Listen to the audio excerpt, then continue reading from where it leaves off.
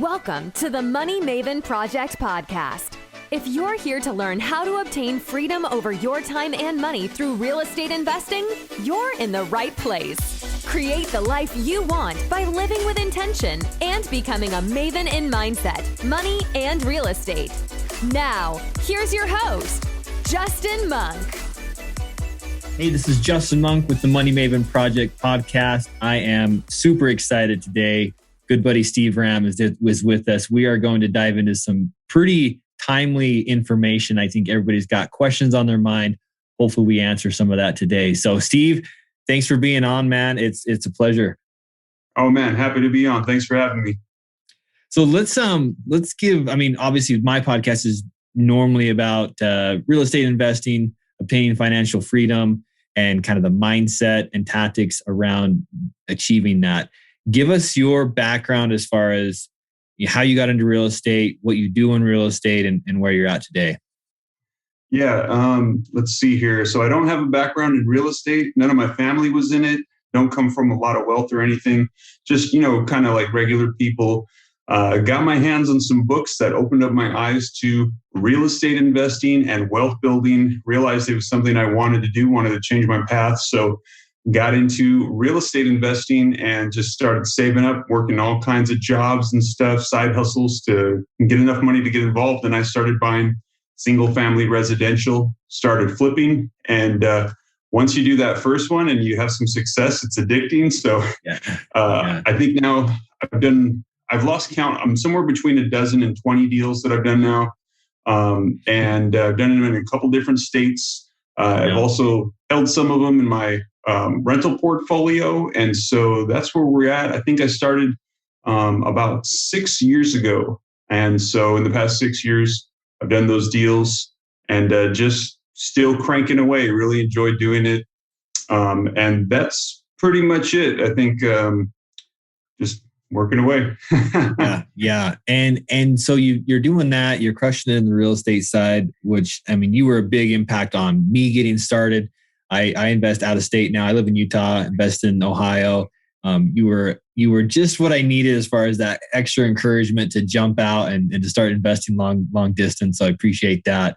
And now you've kind of have another thing. You've got this YouTube thing going on that's really been I believe helping a lot of people, answering a lot of questions. So are we post COVID? I guess we're still kind of in it, but it's 2021, if you've been paying attention, there's been all kinds of crazy stuff going on in the United States. And I think we're going to dive in. We've got a new president. We've got all kinds of stuff going on. Let's kind of dive into what you do, what your platform is on YouTube, kind of what your goal is or why you're doing it. And then let's dive into some of the stuff that we can talk about.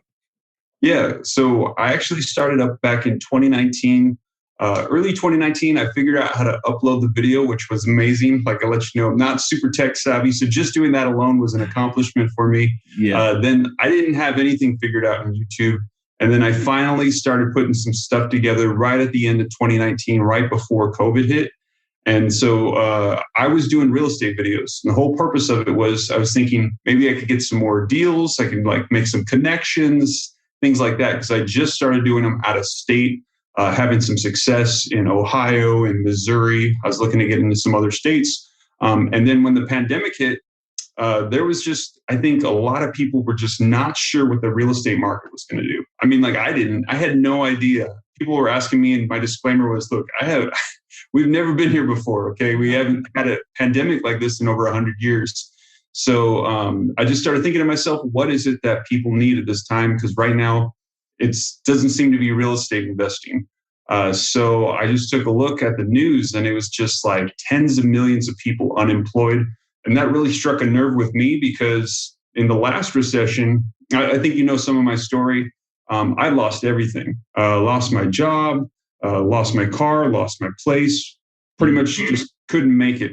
And back then too, I was lucky if I had $500 in my bank account at a time. $500 incident would break me. Yeah. So that was one of the motivations that got me into real estate. So when I saw that all of these people needed help, information about unemployment, what was going on in Congress and with the economy, I just really decided to pivot pivot my channel into providing people with helpful information just to get them through this pandemic. I feel like we all needed to get each other's backs at this time. So dived into that, and then it just started catching, just started doing more updates for people on stimulus, on unemployment, what's going on in Congress. And it just kind of started growing from there. And it's been a lot of stuff that's totally applicable to real estate investing as well, stuff that just came out today we were talking about before. So it just kind of sort of evolved in that direction. Yeah, I love it. It's like, it's kind of refreshing getting data and information from somewhere that's not like a biased news station. So right, yeah. I think that's super important, right? It's your input, it's your insight on the data that's out there. And I think that's super valuable. I think that's why people are basically just flocking to your channel. It's awesome that you're helping so many people, because there's not any real good areas to get quick, easy answers like they have. So to give us a kind of a snapshot of what's going on currently in the economy, in the market, as far as, unemployment rates. People have been getting stimulus checks, so that's helping. What's kind of going on right now? Oh man, there's so much. It's nuts. I mean, like, no matter where you go, it seems like prices are at all-time highs. Inventory is at all-time lows. Interest rates are at all-time lows, and they've been there forever. And it doesn't look like they're going to be going down anytime soon. Congress is kicking out more money into the system. The package that they're working on right now is going to provide an additional $4 trillion in stimulus. And all this money that they're kicking in, they're saying that they're going to be paying for it by hiking up taxes. And so they said that this is going to be impacting the federal income levels. They're going to be kicking those up. So the highest income earners in California and New York, they're going to be paying over 50% on all of their income base with federal and state. California is going to be like 57%. New York's going to be 53%. And for capital gains, for all you flippers out there, they're talking about doubling it. I think it's going to be going, I think it's at 28 and they're talking about like 43. Don't quote me on those. I don't have the news reports in front of me, but it's significant. It's huge. And today, in addition to that, I think that they're going to be unveiling it any moment now. They said that the 1031 exchange as well is going to be going up. They're going to be cutting it out. Oh, it's one of my kids. Perfect. I'll probably have one come in too. No worries. So yeah, a lot going on. It's nuts. Yeah, this is crazy. So the capital gains, that's huge, right? Because that's a big part of running the numbers on a flip deal. And I'm not a flipper. I buy and hold. I use the Burr method. So I haven't done that, but I know enough that that's going to be an issue, right? I mean, it's already, I'm assuming it's already very tight anyway, right? Prices are so high. It's so competitive. And flippers, I don't know. I guess I don't know, but I'm assuming that people are having to pay more and more to get the deals, which gobbles into the spread, right? And this capital gains issue could make that even tighter. Yeah. So, I think it's just going to be de-incentivizing people from selling, from wanting to do that. Even this is going to be impacting stocks as well, because the short-term capital gains that you pay on those gains. Yeah. I think that if he announces that, say like right now, tomorrow morning we wake up, I think that the stock market's going to be pretty red. I think it's going to be, depending on when he implements this, and I'm guessing it's going to be 2022, we could see a massive sell-off in real estate and stocks, people trying to get their hands off of it so that way they can avoid those taxes next year. Yeah. Anybody that doesn't want to hold long-term is going to sell now so they can get out of it before the short-term capital gains takes effect. And if you got a long-term strategy, you're going to want to, you're not selling. So this is just going to encourage more people to hold. I think this is going to negatively impact the inventory even further. So I think this is all driving prices up even more. Yeah, it's crazy. What I'm seeing in Ohio where I invest, and maybe you're seeing the same thing, there's a lot of kind of retiring investors, mom and pop investors that have a house or two and they're getting out because they're like, holy cow, my My house is worth way more than I ever paid for it. Good time to sell, get out of it. But you wonder if like, well, hold on, like they can't, the 1031 exchange is going to be an issue, right? And they may not want to pay the gains on that. Of course, this is for long-term gains, I guess, for these people. So maybe different, I don't know. But I'm wondering how that's going to affect the strategy now. Like, what's the play? Is it are all the flippers going to just buy and hold now and just rent them out? Where's people going to move to have opportunity? Yeah, I mean, and I have no idea. Like, we'll see what unfolds with all this. But in my personal opinion, I feel like this is just applying more and more pressure on single-family residential because there's a limit on that 1031 exchange. So it's only $500,000 per year. So if you're in Ohio and let's say you do 4 properties worth $100,000, you can stay under that limit, but it's going to limit you. So this is really going to impact those apartment complex guys, the ones that are in the commercial space, multifamily. 500,000, that's nothing in that space. I mean, this is really going to be hurting those guys. So this will de-incentivize them to sell those, and then they might start shifting into the single family residential. And if they do that, you've got these big time multifamily investors coming down into single family residential. That's even going to apply more pressure to the competition. So I think the play, I know for me personally, I'm thinking about expanding my portfolio in single family residential. And I'm thinking about just rentals right now, potential BRRRR strategy, holding. It just depends where I'm at, I think, for the year on my income, if I'd be willing to flip. And also too, just how am I doing with tax write-offs? Do I get, because I think this is all going to be something that we're going to we've got to take this into consideration because they're taking more than half. So yeah, it's crazy. Yeah, it's crazy. And I'm wondering if, I know short-term rental like Airbnb, I know that's a big thing right now. A lot of people are moving into that. I wonder if those that are flipping or even those that are buying and holding, if that becomes even more of a thing. I saw the other day, what's the CEO's name of Airbnb? He said that they're going to need like another 1 million properties, 1 million hosts to absorb or to handle what he thinks is going to be a huge like vacation, workation, staycation style traveling over the next year to 2 years. Like he's like thinking we're needing another 1 million hosts. So I think there's opportunity there. Now I am not an Airbnb or short-term rental expert, so don't take my word for it, but I see opportunity there. And it may be a way to get into very lucrative buy and hold stuff where, you might be cash flowing $1,500 a month instead of $300 a month. So I wonder if there's an opportunity there, but again, I'm not the expert there. Yeah, no, I'm not either. I mean, I actually tried to get into that space and I had a really hard time, but I think that there's definitely, in my opinion, I could definitely see the potential there because too, now that everyone's been cooped up so long, everybody, once, things clear, once the vaccinations have been distributed and all that, everybody's going to want to go travel and go on vacation. I can see a massive wave of opportunity for that. And with such a shortage, definitely. Plus, the other thing too is, if there is still a concern, because I think people will still be a little bit jumpy about being in, confined spaces with other people. You don't want to go to a hotel. You can get your own place on Airbnb. So I definitely see that.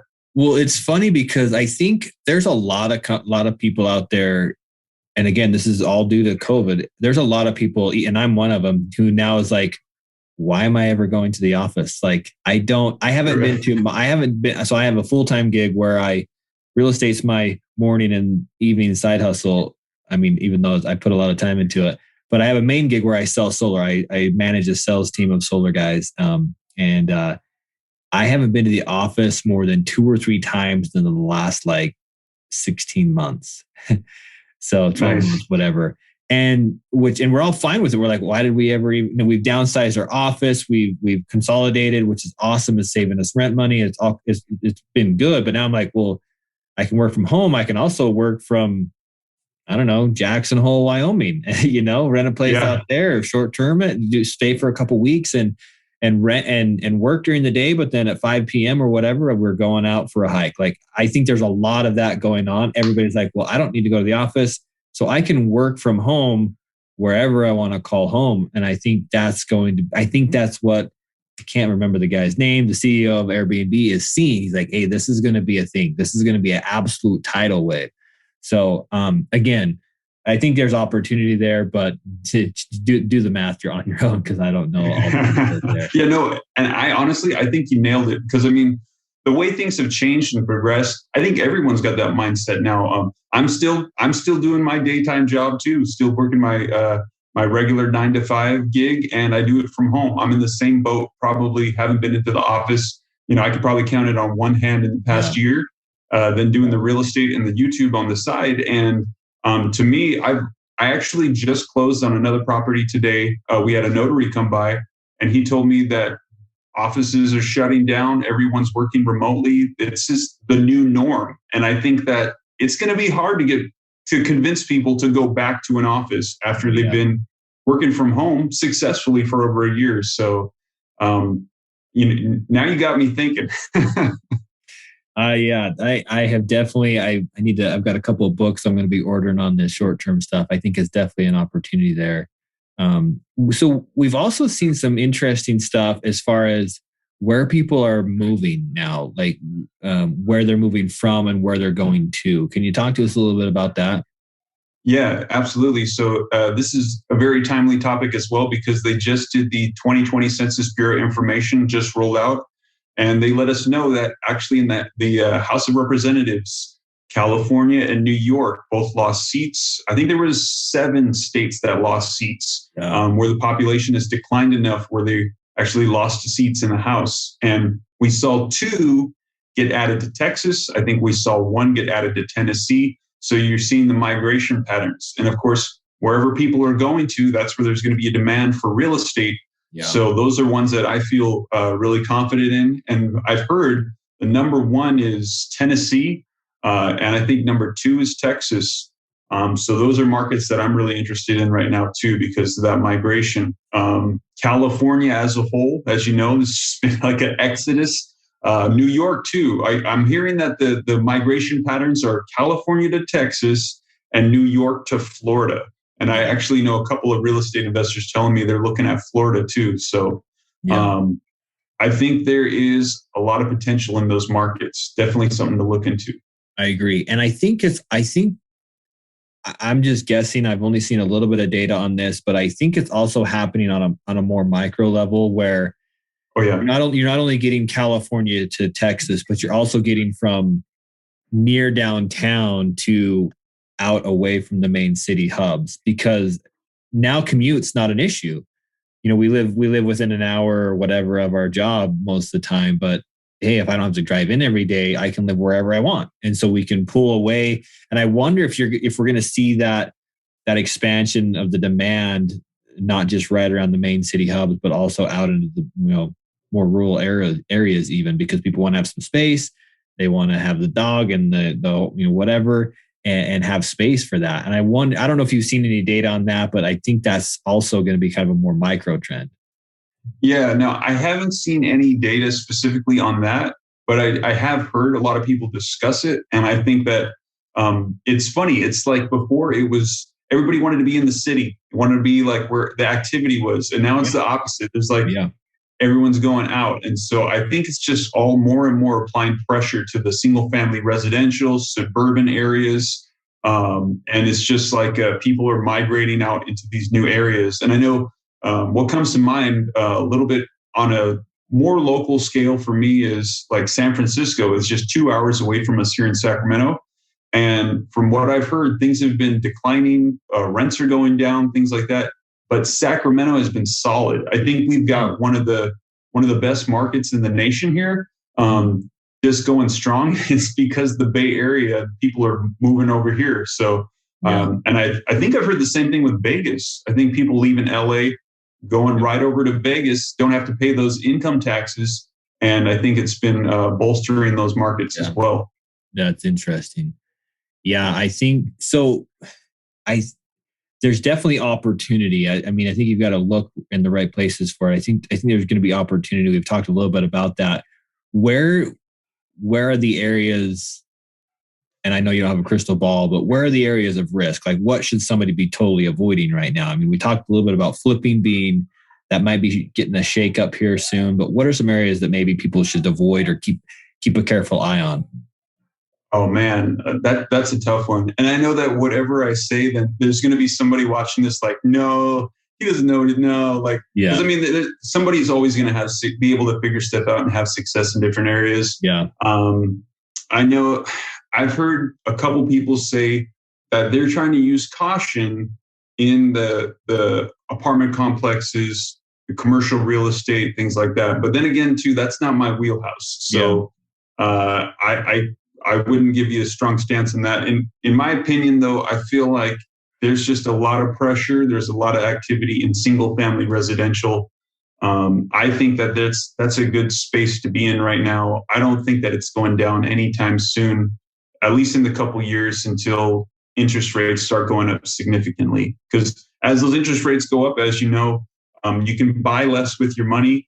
And then, people are like, oh man, I could have bought this, at 3%. I don't want to buy it at 4%. Yeah. So then to compensate for that, the prices start coming down. And from what we're hearing from the Federal Reserve, Jerome Powell, they're saying that that's not going to be happening for at least a couple of years. Yeah. So I think single family residential is going to hold its value at least for a couple of years. So yeah, I agree. That's me not answering your question. Perfect political answer. I love it. No, I think, or politician answer, I guess. But no, I think it's super hard. I mean, and it's definitely kind of dependent on your market and stuff and what your ultimate goals are for where the risk can be. And nobody has a crystal ball. And so it's hard to call out anything like that. There was one other thing I did see that President Biden, it looks like he's going to be allocating a bunch of money towards low-income housing and more development there. I don't know have you done any research on that? Do you know anything on how that may impact that world, I guess? Yeah, I have heard a little bit about it. I haven't dived into that too much. So I'm not totally sure on that. I know that there has been the moratorium extension. I think it's out to like June 30th, the eviction moratorium extension. So there won't be any evictions. I think that they're going to be providing rental aid assistance as proposed. I can't remember. Mm-hmm. And so I think they're just covering everybody because there was all this talk about a massive eviction wave coming. Yeah. And everyone was concerned that it was going to like crash the market, but they keep extending this out and keeps going out. But as far as like funding for the low income housing, things like that, I haven't dived into it too much. I don't know too much. No, that's okay. I didn't know if you had, but I do think, so that moratorium, that's been going since like March, April of last year, right? It's been a long time on the evictions. Yeah. And what have you heard? How has that impacted the multifamily investors? Is that hurting them having to hang on to people, or has it been okay? Because I've heard mixed stories. I mean, Grant Cardone, who claims that like he collected like 90-something% of his rent on his 8,000 units, whatever he has now. And I've also heard other people that got hit a little bit harder than that. So what's your consensus on that? Yeah, I think it's going to vary depending on what state you're in, because I know, like, for example, in Texas, not sure if you saw, I think it was like a couple of weeks ago, the state of Texas was just like, we don't care what you say. We're going to do our own thing. And so like, it's actually a federal crime, I guess, for a landlord to evict their tenant if it's due to the pandemic, things like that, pandemic hardships.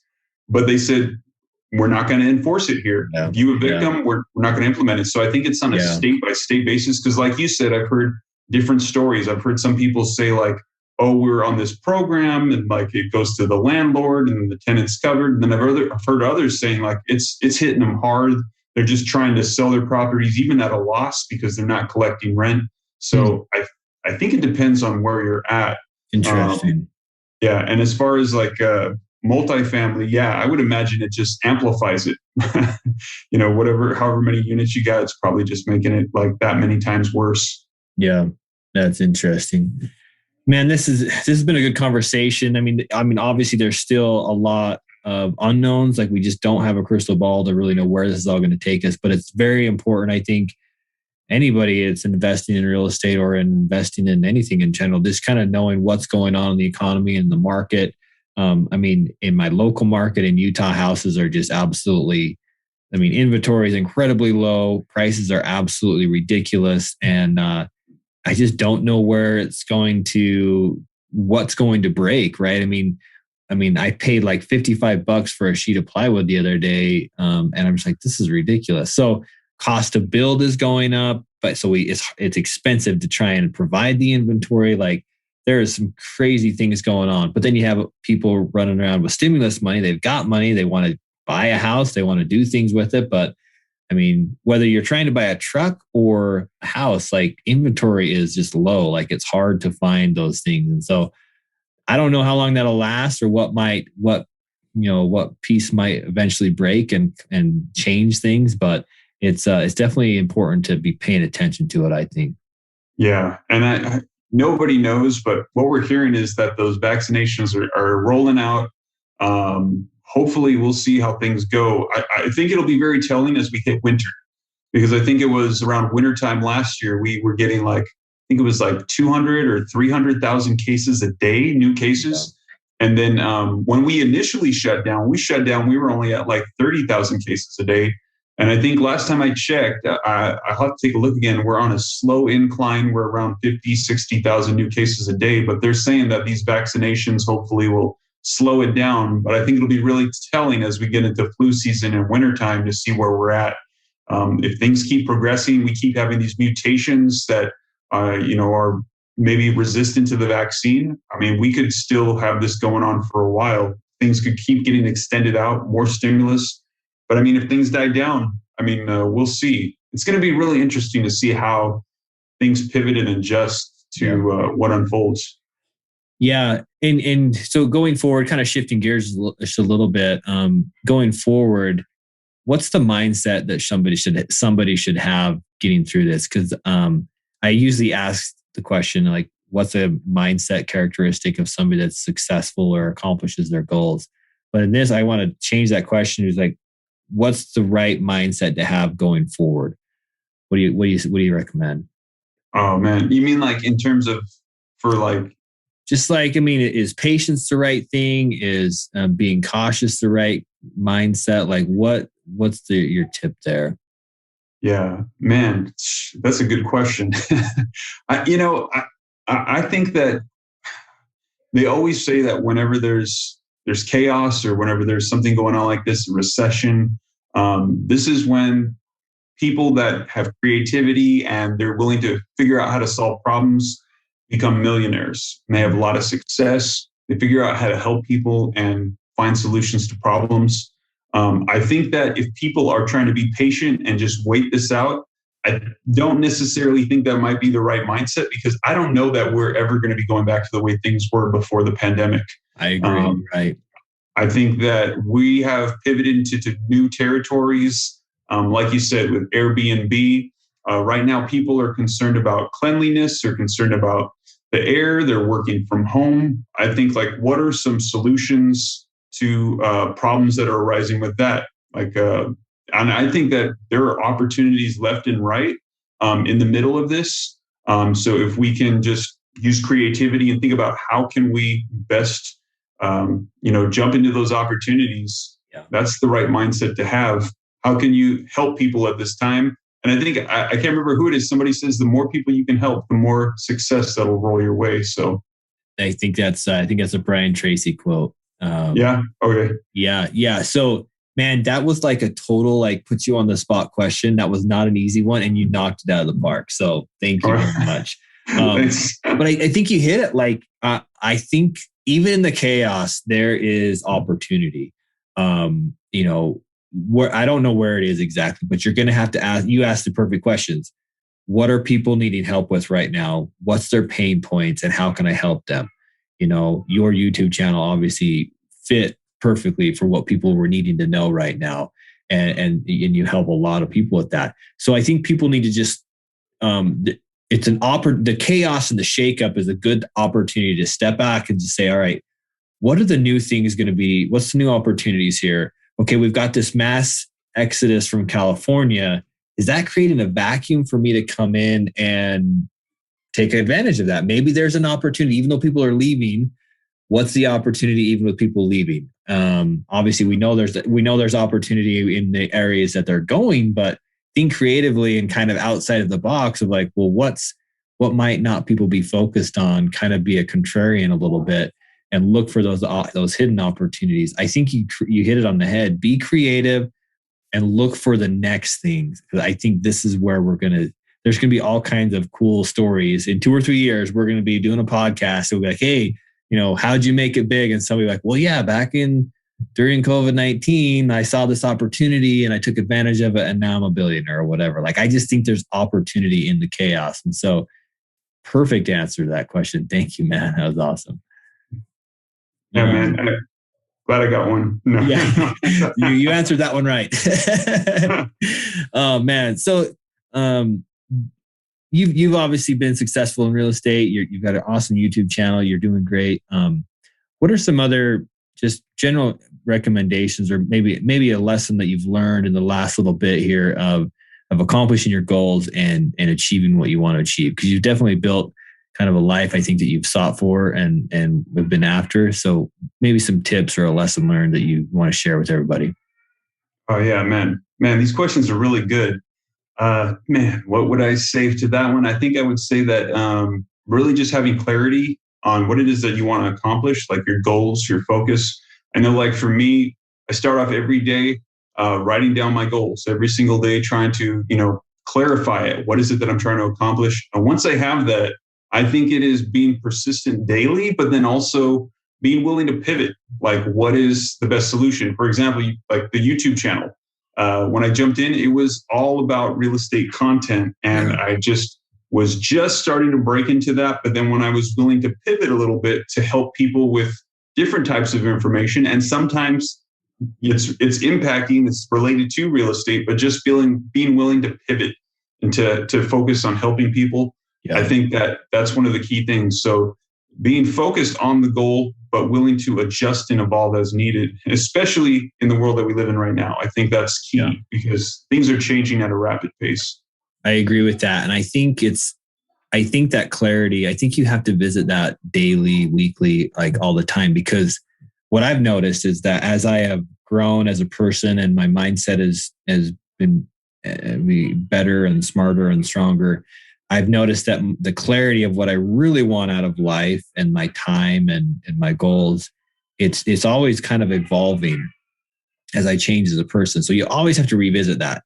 Your goals that you set 2 years ago might need an adjustment. You might need to shift because your why might be changing, right? And as you learn, as you grow, I think that it can always be changing. So you need to revisit that all the time. What are some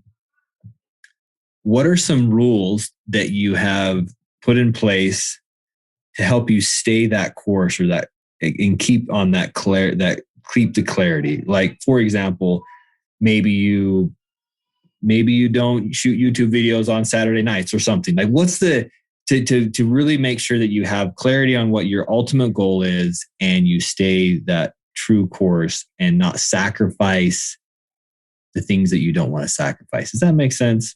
Yeah. No, I hear you, because it's kind of like, it's easy to get distracted because your goal could be like, the core of your goal could be like, I want to invest in real estate so that way I have financial freedom so I can spend more time with my family. But then you're over there spending all your time on real estate and you're not spending any time with your family while you're trying to accomplish your goal to spend time with your family. So it makes total sense. I understand what you're saying exactly, because that's the struggle that I have. And I think, like, for me, I feel like this is just me. My personality is like, I feel like every single day, like I have to work, I have to make progress. Otherwise, if I miss a day, I feel like I'm falling behind. Yeah. So for me, the way that I've broken up is I start off that day with focusing on the goal. And I feel like I want to earn that time. So I will focus on real estate or YouTube, and I'll try to accomplish something in the morning, make sure I take care of all my obligations. So that way by evening time, by dinner time, I can have just some free hours with me and my family. Sometimes I just got to turn the phone off, don't take a look at any of the notifications. And then I try to do that on the daily. And then there's some days where I'll just take a day off and I'll just spend it with the family. And then there's some days where I'm just working. You know, you just get bombarded with everything. But I try to make it so that way every day it's done. Because for me too, like if I just start off the day like just hanging out, then at the end of the day, then I'm stressed out and I'm in a bad mood because I'm like, I feel like I didn't get anything done. Yeah. I didn't take care of this. And so it helps me to start off working. And then at the end, I feel like I spend the rest of the day with the family. That's my reward. What is it, like eat the big frog first or whatever? Like get that stuff out of the way so that you can. Yeah. And I you nailed it, man. And the reason I asked this question, usually it's because I have the question and I want the answer. I'm trying to help myself here. Pretty selfish, I know, but it's been something that's been on my mind, and I know we're way off of 1031 exchanges right now, but this is important because I think I see people, and myself included, set these big goals, and I love setting big goals and taking massive action. I'm a 10X fan. I'm a Cardone fan, all that stuff. But I've noticed recently that if I just set some rules and got really clear on how I wanted to live my life and what effort I wanted to put towards certain goals, I could have the life that I'm fighting for now. Like it. So let me explain. Like here I am, like hustling in real estate. I'm trying to sell as much solar as I can to increase my income. And why do I want that? Well, I want financial freedom of time, so I can spend more time with my family, go to my kids' soccer games, spend more time in the outdoors. And then here I am, I find myself like, this client, I can only meet at 5:00. I'm like, well, kids got a soccer game at 5:00. Okay, whatever. I'll run the solar appointment. I'm like, wait, no, that's not right. Like so I just feel like sometimes we start making sacrifices that we don't need to make. And we sacrifice the ends for the means, if that makes sense, right? Yep. And I think we got to be really careful with that. I know all of my listeners are entrepreneurs. They're hustling. They're trying to change their life and get themselves to a life that they want. And I'm sometimes just, hey, make sure, that's why your answer was so important. Make sure you're super clear on what you want. Do you really want 100 doors in real estate? Or do you want to go to the soccer game with your kid? And does it really take 100 doors to get to that? Like sometimes all it is certain decisions and certain lifestyle and certain rules, like get up and do the important hustle in the morning so that you've got that freedom of conscience and freedom of time in the afternoon. And hopefully I'm making sense. But that's been something that's been on my mind recently. And I think you had a perfect explanation, a perfect answer for that. I appreciate that. Yeah, no, and I think, and I got you. I totally understand what you're saying, and I think it just depends on the person too. And because the first thing I heard you say is you're a 10Xer. So if you're a 10Xer, if you're one of those, you are definitely you're not going to be happy just chilling all the time. Mm-hmm. So and I feel like that's a little bit I can relate to that. So that's just the way I do it. Every day, hustle, and then time with the family. Yeah, So I hear you. I just have to know. For me to take some time away or whatever, I have to know that I've made progress towards my goals. If I've done that, whatever level it is, then I can take a break and I can spend time with the family and not feel like I'm losing ground or sacrificing my ultimate goals, right? Like, so again, I think that's why I focus so much on mindset on this platform, is because I think that's ultimately where it all starts. That clarity and really thinking through it and being mindful of the decisions you're making and why you're feeling certain ways. I think it's just all super profound. And if we can pay attention to that, it ultimately results in a better life and we'll accomplish our goals. So yeah, I agree. Man, this has been awesome. If people want to find you, check you out, where can they find you, man? They can find me on YouTube, Steve Ram. If they want to get caught up on the videos, what's going on with the economy, real estate, anything having to do with investing, money, that's me. Instagram, Steve Ram 3, that's good. Is also, we got a Patreon page, Steve Ram. You hit me up in there, you get exclusive access to me, the articles, any of the deals I'm doing, any moves I'm making in the stock market, cryptocurrencies. So that's where you can hit me at Instagram, YouTube, or Patreon. Perfect. And we'll make sure those are we'll make sure that they're in the show notes. And so people can check you out, man. You're doing awesome work. Love watching you grow. Love watching you help people and answer the questions that everybody has, man. It's been awesome. Any final words of advice or parting comments? No, just thank you so much for having me on here. You're crushing it too. And I love seeing the podcast, man. It's awesome. So thanks, man. I appreciate it. I am glad to be on here. Yeah, thanks, Steve. Let's talk soon, man. All right. Thanks for listening to the Money Maven Project podcast. A true Maven shares knowledge with others, so be sure to share this podcast and leave a review. Thanks so much, and until next time, live life with intention.